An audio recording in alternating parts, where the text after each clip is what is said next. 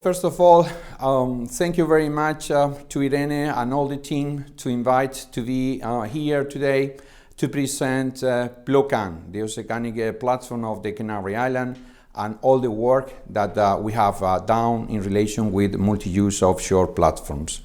So today the presentation is going to be structured in two blocks.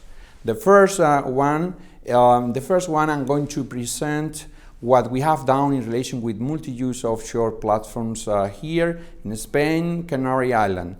Then, in the second part, what I'm going to show is the lesson learned.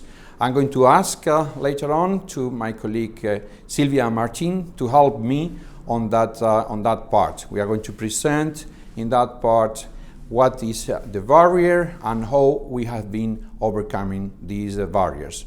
But first, I would like to show a little bit about PROCLAN, our oceanic platform, that have a test site of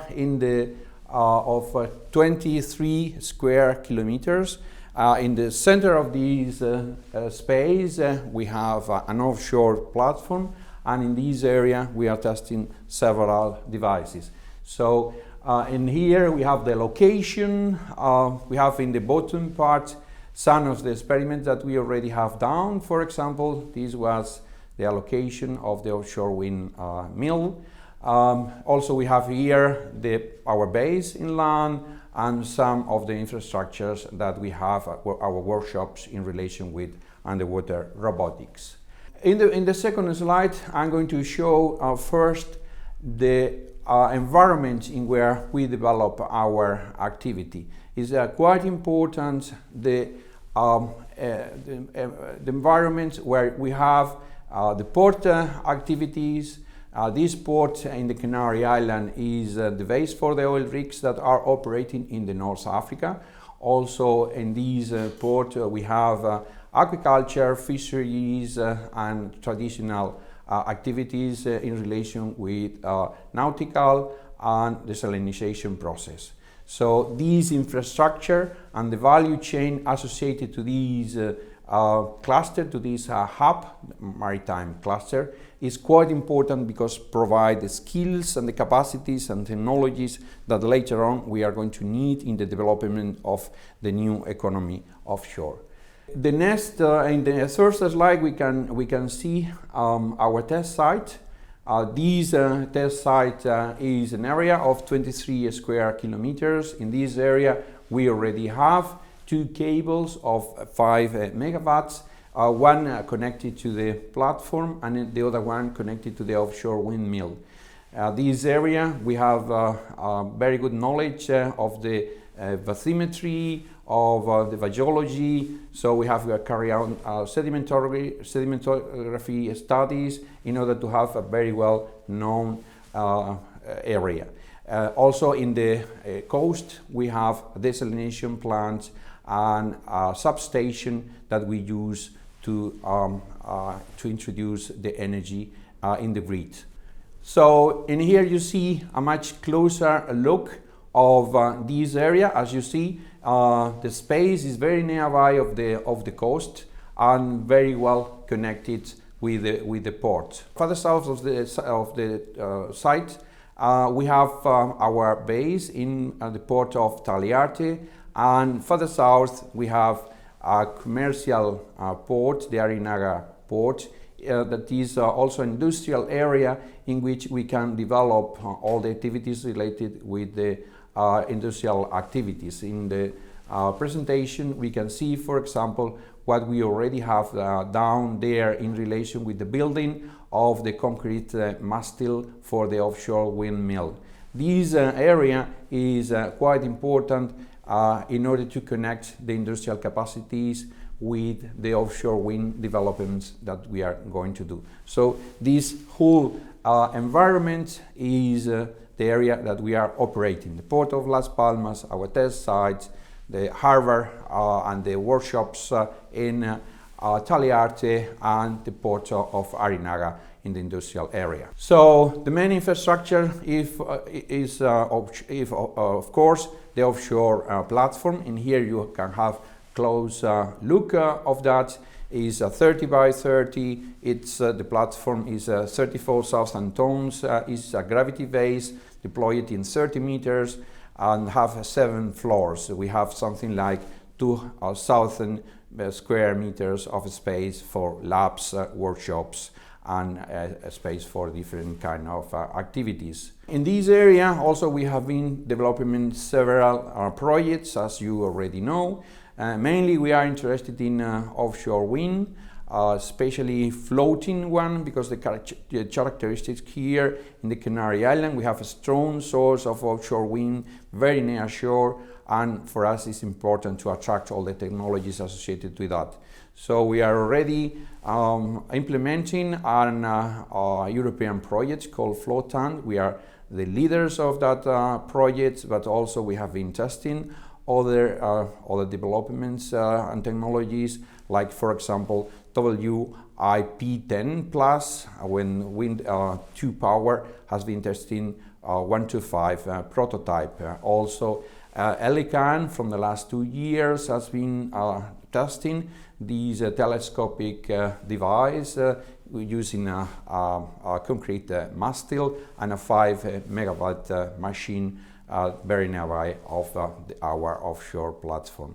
And also pivot buoy is going to test a new design, very innovative and disruptive technology using floating device that you can see. Also we have been involved in many issues, in many projects in relation with multi-use offshore platforms. In 2012 we have been leading Tropos. That was one of the main projects in relation with multi-use offshore technologies, together with H2 Ocean and Mermaids. Also we have been working in lean wind, that was studying all the offshore value, trying to lean the offshore value of the offshore windmills. And also we have been involved in entropy, that was also focused in multi-use offshore platforms, but using higher TRLs, while Tropos was mainly focused to developments until TRL 4. In here we are starting TRL 6, and we were looking for the business model of different prototypes of that. Now we are also involved in Musica, that is also another multi-use approach in which we can try to integrate the harnessing of aquaculture, offshore wind, and also producing water that is connected to the land.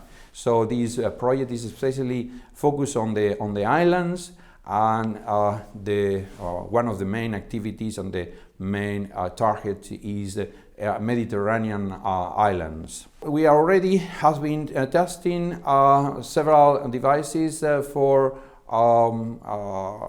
marine energies, especially wave energies of different technologies and different concepts, and especially the fact that our port is very deep is because it is required by offshore oil rigs. That's also help for testing devices in marine energy in the port first, and then later on in our test site. So also in our workshops we have underwater capacities, robotics, especially in relation with sensoring, and also in trying to look to observation of environmental variables. Later on we are going to go in much more detail in relation with that. In relation with observation, we have been working especially on integrating different kind of devices, and also in trying to characterize the baseline, the background of the area in which we have been working, and in the area around Canary Island, where we try to have reference in order to understand if the developments that we are going to do are going to produce any impact or not. In here, I have to say that it's quite important to have baselines before starting anything. These are our workshops and installation facilities in land, where we have we are nearby of the harbor of Talearte, and we have all kind of facilities, also including space for enterprises that could be hub in our facilities. In this second part, I would like to invite to Silvia Martin, my colleague. She has been working closely with us, especially in the projects related with the lesson learned. So that is why I invite her here to be here with you, and she's going to introduce the main barriers that we have been focusing, and later on I will comment a little bit how we have overcome these barriers. First of all, hello to everyone. I would like to introduce, under a political and regulatory point of view, which is one of the main barriers that we have encountered. And this is the administrative hurdles and the long permitting procedures. Yes, indeed, this was the main barrier that we have to face. At the very beginning, we tried to get the permissions for consenting, authorization of all the activities related with the offshore, the installation of the place, the consenting for building the offshore infrastructure and so on. So in Spain, we face something like procedures in 16 different entities, governmental bodies, some of them in serial, not in parallel. So that was really a headache, and we have spent almost 4 years on that, almost the double of the time that we required to build the offshore platform. So my recommendation here is just start from the very beginning to work with the civil servants, with the administration, in order to understand clearly what is the procedures that you have to follow, and if you can, just have a single shop in which the administration can solve all the permits and consenting. That will be really the way to proceed, because the enterprises cannot deal with several years of permits and consenting. Let's move to the economic factors. Regarding these economic factors, one of the main barriers that we have encountered is the limited sources of funding for these early stages of TRLs, or technology readiness levels. Yes, that was a main issue, especially when the technologies were in TRL 4, 5, 6, still far from the market.